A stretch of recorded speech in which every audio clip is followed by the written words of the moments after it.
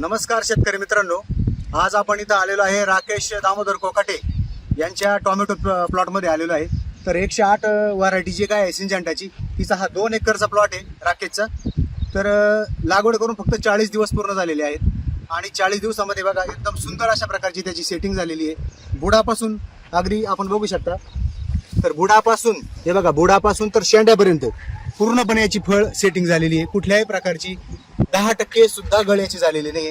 आज सगळ्या वातावरणामुळे सगळीकडे मोठ्या प्रमाणामध्ये टोमॅटो पिकाची गळ चालू आहे, पण या प्लॉटमध्ये कुठेही तुम्हाला गळ दिसणार नाही. त्याला कारण असे आहे की राकेशने सुरुवातीपासूनच म्हणजे प्लॉट 15व्या दिवसाचा असतानाच ईशा ॲग्रो कंपनीचे जे काही प्रोपॅक आहे ते प्रोपॅक हे 200 लिटरसाठी 1 किलो या प्रमाणामध्ये वापरले.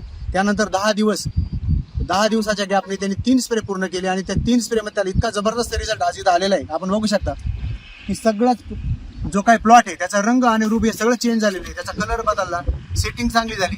दुसरी गोष्ट, त्याला कुठल्याही प्रकारचा जीवाणूजन्य जो करपा आहे तो करपा इथं आलेला दिसत नाही. त्याचप्रमाणे त्याला गेरवा आलेला दिसत नाही.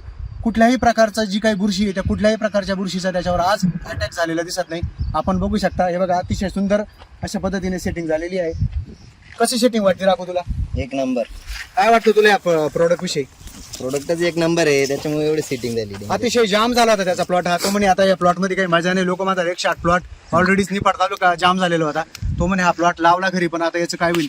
त्याला हे ईशा ॲग्रो कंपनीचे साहेब आले, त्यांनी हा प्रोडक्ट सुचवला आणि त्यानंतर त्यांनी तो प्रोडक्ट वापरला. पण एकदा वापरल्यावर त्याचं भागलं नाही. त्यांनी 3 स्प्रे घेतले. तो म्हणे मला खूप सुंदर असे रिझल्ट आले. तेव्हा मला अजून त्याचे स्प्रे घ्यायचे आणि त्यांनी काढली, 3 स्प्रे पूर्ण केले. तर अतिशय सुंदर अशा पद्धतीचा त्याचा जो प्लॉट आहे तो आज सेटिंग झालेला दिसतोय. तुम्ही समाधानी आहे का प्लॉट बघून? खूप समाधानी आहे आमचं. अगोदर काय फरक होता आणि त्यानंतर काय फरक पडला? आधी म्हणजे ना सेटिंगचे कुठं मोठं कूस दिसायला लागली होती, पण ते मारल्यानंतर म्हणजे पुरेपूर सेटिंग होऊन गेली, एक पण राहिलं नाही.